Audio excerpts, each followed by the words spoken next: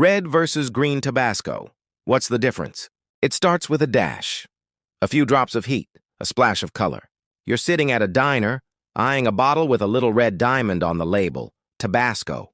Classic. Fiery. Legendary. But next to it, a bottle that looks similar, yet completely different. Instead of deep red, it's bright green. Instead of warning of fire, it almost seems friendly. And the question hits you. What's the difference between red Tabasco and green Tabasco? Same brand, same iconic shape. But are they cousins or rivals? To answer that, we have to go back, way back, to a tiny island, a fiery pepper, and a man with a craving for flavor and a nose for business. Welcome to True History in Minutes, where everyday objects reveal their hidden past. We uncover the fascinating stories behind the things you use every day. Today we look at red Tabasco versus green Tabasco. What's the difference? The story of Tabasco starts in the mid-1800s on Avery Island, Louisiana. It's not actually an island, but a massive salt dome surrounded by bayous. And it was here, in 1868, that a man named Edmund McIlhenny created a pepper sauce that would eventually set mouths, and the world, on fire. Edmund wasn't a chef. He was a banker. But after the Civil War devastated the South and the banks with it, he turned to gardening. He grew peppers, specifically Capsicum frutescens, the Tabasco pepper, a small, red, and fiercely spicy fruit with a clean, sharp heat.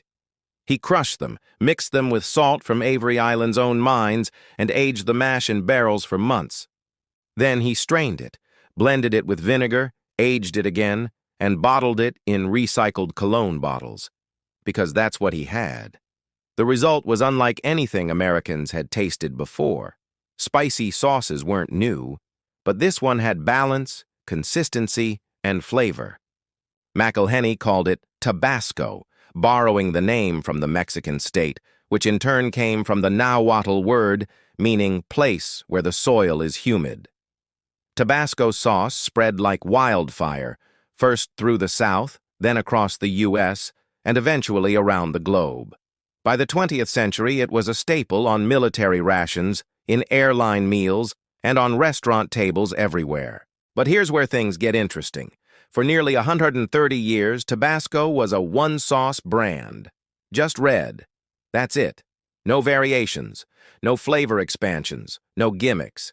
It was the Coca-Cola of hot sauces, timeless, powerful, and unchanging. Then, in 1993, something radical happened. The McIlhenny Company released green jalapeno pepper sauce. It was the first time they'd ever deviated from the original. And people were confused. Was it still Tabasco if it wasn't red? Was it hot? Was it just a weaker version? Or was it something else entirely? Let's break it down. Red Tabasco sauce, the original, is made from fully ripened Tabasco peppers, aged in white oak barrels for up to 3 years. It's thin, vinegary, and sharp. The kind of heat that slices through greasy food, lifts the flavor of eggs, pizza, oysters, you name it. It hits quick, then fades fast. A clean burn. And it only has 3 ingredients: peppers, vinegar, and salt. That's it. No sugar, no preservatives, no garlic. Pure fermented fire. Now enter the green jalapeno Tabasco. This version is made from milder, unripened green jalapeno peppers, giving it a completely different flavor profile. Instead of sharp heat, you get freshness, earthiness, almost a garden-like taste. It's not fermented for years. It doesn't need to be. The goal isn't depth. It's brightness. And the heat? Much lower. Red Tabasco clocks in at around 2,500 to 5,000 Scoville units. So the real difference? It's not just color. It's pepper type, ripeness, aging, and purpose. Red Tabasco is a straight-up hot sauce. It's designed to be used in tiny doses, added to bold foods, or mixed into cocktails like Bloody Marys. It's acidic, intense, and honest. Green Tabasco is more of a condiment. You can pour it on generously. Tacos, nachos, grilled fish, even salad. It enhances instead of overpowering. Think of it as the younger sibling, less intense, more approachable, but still part of the family. And that's not even getting into the psychology of color. Red, throughout human history, has signaled danger, excitement, heat. A red sauce screams, "Use with caution." Green, on the other hand, suggests freshness, mildness, maybe even health. It says, "Don't worry, I'm chill." It's no accident the McElhenney Company kept the same bottle shape and diamond label. They wanted you to know it was still Tabasco, just wearing a different suit. And yet, the two sauces appeal to very different types of people. Red Tabasco fans are often purists. They want the classic, the burn, the tradition. The sauce that went to war, flew on Apollo missions, and sat on Hemingway's dinner table. Green Tabasco fans, they're the experimenters. The ones who aren't chasing pain, but pleasure. They're here for flavor first, fire second. They might even mix sauces, something Red Tabasco loyalists would consider sacrilege. But here's the twist most people miss.